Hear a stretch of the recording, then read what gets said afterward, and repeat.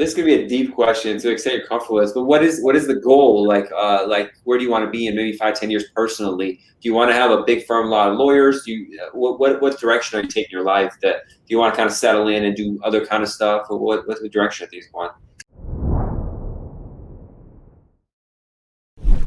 No, I think it's a great question. I think it's something that we should all be able to like answer like that. Yep, us business owners anyway, because otherwise you don't have a map going on, you know. Yeah. For me, revenue and size of the firm has never been my driving consideration. And in fact, it took me a few years to like justify or reconcile that with growing a business, because there were so many things that I learned that I rejected because I didn't care about money, you know. So it was like, I didn't care about having a mansion, I didn't care about having a fancy car. So all these people that talked about growing a business for the purpose of achieving whatever, some fancy thing, you know, they weren't my people, or we weren't aligned or whatever. So I would reject whatever they were teaching.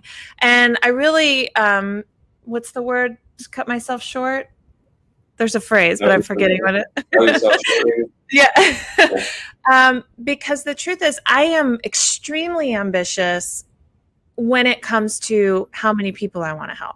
Like, I have enormous goals in terms of how many families I want to help. And that's why I grow my business. And so, you know, the revenue that comes with it, the growth of the firm, all that stuff that comes with it is secondary. But for me, for an example, my goal this year is to help 1,750 families. And for me, the driving motivator has always been families, like starting from that first family I saw in the detention center. And now, you know, I've stayed connected to serving migrant families ever since. So I worked with families in detention for years, and then worked with separated families in 2018. And now I serve as board chair of Vecino, which has a project to reunite unaccompanied migrant kids with their relatives in the U.S. So it's just consistently been something that I personally and the firm has focused on. Like, we have a mural on the front of the building of our office that's like a silhouette of a family in front of a sunrise.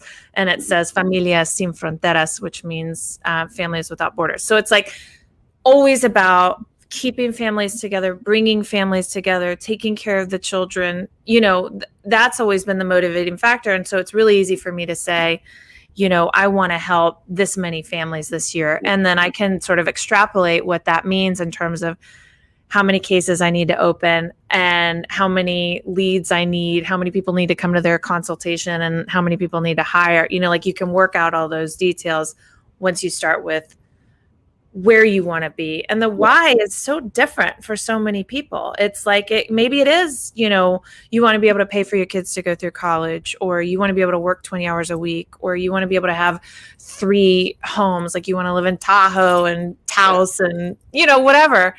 And the truth is, it doesn't matter as long as it's like real and authentically you, because otherwise all of the hurdles that we experience as entrepreneurs, which are inevitable, will stop you in your tracks if you don't have an authentic reason for pushing past all the barriers that you are naturally going to experience as an entrepreneur.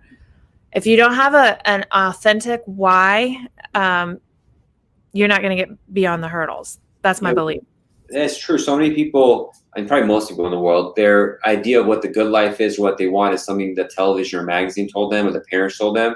And some of them reach that location where they want to be, and they realize it's empty, because it really wasn't what they're doing. So that's probably the most important thing. I spent my 20s, I realized this from seeing people constantly be unhappy with success, and just kind of digging in the layers to see why I'm doing something I'm doing. And it's a lot of work. It's a kind of hard work. It's like digging a dish like that has to be like 10 feet deep. You know, it's like, you know, it's not easy. There's sweat and tears that go into it. But once you find to figure out, it makes life much easier, because you know the stuff you don't care about, and that just goes and you become hyper focused.